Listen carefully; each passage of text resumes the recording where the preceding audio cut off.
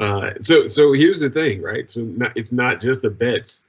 The bets are to be expected, especially now that more states are opening up sports books and gambling operations. Used to just be in Nevada, as one person asked in the comments, but now we have these dueling pieces of legislation where all these states have decided that they also want to open up sports books, which means that more people are now tapping into AWS and the analytics that are being provided about even the most minuscule amount of data that you can get on any athletes, not just football players. You're talking about like sensors are now on field hockey players that play in Division III field hockey, because those things are also things that people may place a bet on and win and wager. But more so to this point, to this part of the conversation, has the pandemic played out in a way that's been positive at all? I would say the one way that it's played out that has been positive is more people are now starting to think about who has access to their health data, because people didn't really think about it before. People didn't really, they thought that their health data was protected, probably more protected than it actually is. And now there are a lot more people that are probably aware that their health data, while there were certain protections around it, you were probably leaking information out that you probably did not want to be leaked out. Or maybe that you needed to make sure that you read the terms and conditions about who can share in the information that you are providing and how that information will be parsed and shared with others.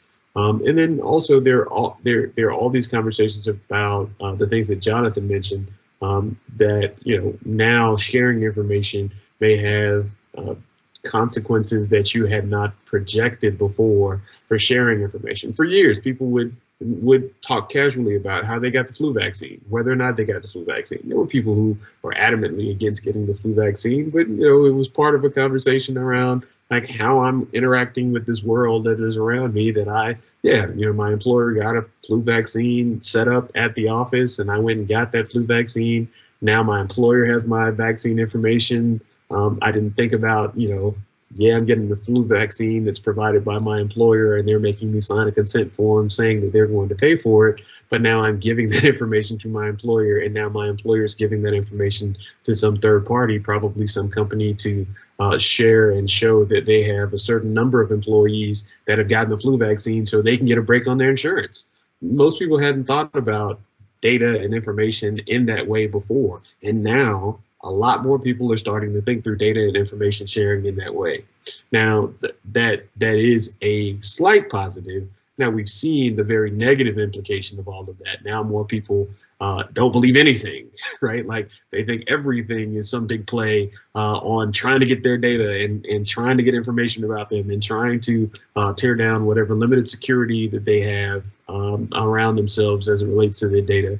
So we got to figure out how we can improve that balance. But I think that if there's one net positive that I would say here is that more people are starting to see that this information that I'm sharing may have far-reaching implications that I had not even considered before. And I think that that's a net positive, because as we begin to share more information, as we get more apps on our phone, and we're not all as smart as Jonathan to keep a burner phone to segment those apps away from everything else. Smart idea. I try to segment all my games on my work cell phone. Please don't tell my work IT department that that's where all the games go and not on my personal device. I think that is important for us to start thinking about and at least thinking through.